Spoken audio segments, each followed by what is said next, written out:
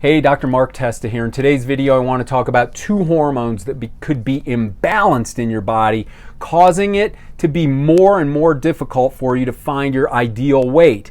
Now, if you like health and wellness tips like this, I do these videos regularly. I'd love to send them to you so you can be healthy as you possibly can. Just subscribe to our YouTube channel below and we'll make sure that happens. Now, let's talk about these two hormones. You definitely have heard of one called insulin. The other one, maybe not so much. Glucagon. These two hormones work in opposition with each other, and they work in a fed state and a fasted state. In the fed state, insulin levels are elevated because we've eaten and our glucose levels are high. And the body can only use so much of that energy in the cell in the moment as glucose levels are high. And then when it can't use it anymore, it starts to get stored. It gets stored in the liver and in the muscles as glycogen, and it gets stored in the fat cells and the fat under the skin, the belly fat and organs. And the belly fat and organ fat are very, very unhealthy. We'll talk about that in another video.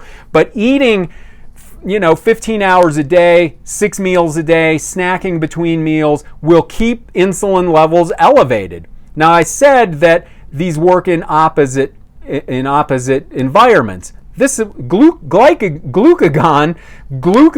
works in the fasted state. So you need to be fasting for this hormone to come out and do its job. And what is its job? Its job is to mobilize stored energy and start burning it as fuel. First, it goes after the glycogen stored in the liver and the muscles, and then it starts to go for fat that's stored under your skin, in your belly, and in your organs.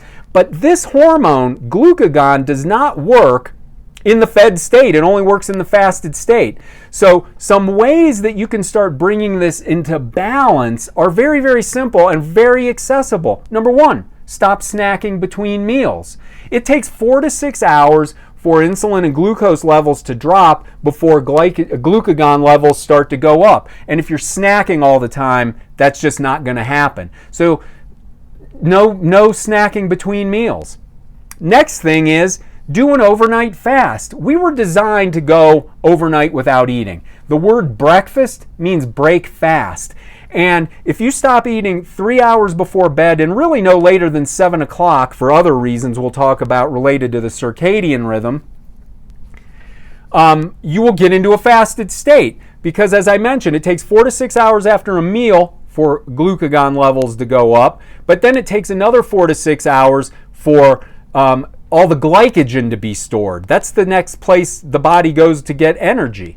And then after that, the body starts looking for fat cells and getting energy out of the fat cells. So you almost need to go 10 to 12 hours without eating before glucagon really starts to go after the fat cells and starts to metabolize those as energy. And starting with an overnight fast is how our body was designed to work. Now, as you get these hormones more imbalanced, because you're not spiking this with refined carbohydrates and sugar and high fructose corn syrup and snacking and eating 15 hours a day, and you're doing more intermittent fasting between meals, time-restricted feeding, and maybe even longer fasts as you get your body more used to this and consult your doctor around this, glucagon will start burning all that stored energy because it's going to go get it for fuel. It doesn't go to the muscles and really metabolize the muscles like we've been told.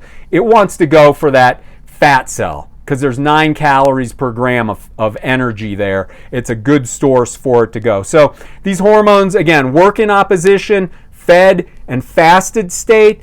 If you're fed a lot, you're just going to store all that excess energy. You've got to get into a fasted state, even if it's overnight only, and if it's no snacking between meals. Now, some recent research showed fasting between, or I guess only eating between 1 and 7 worked great, and fasting the rest of the time. But you've got to get your body used to that. You've got to get these hormones balanced by not feeding them all the time and not feeding insulin all the time and getting into a fasted state for glucagon to work. So I hope this helps. This is a hormonal thing. It's not just calories in, calories out. In the next video I'm going to do, we're going to talk about the hunger hormones, because there are hunger hormones that drive us to eat and stay in that fed state. And there's other hormones that allow us to feel satiated and not feel like we need to go eat constantly. So I hope this video helps.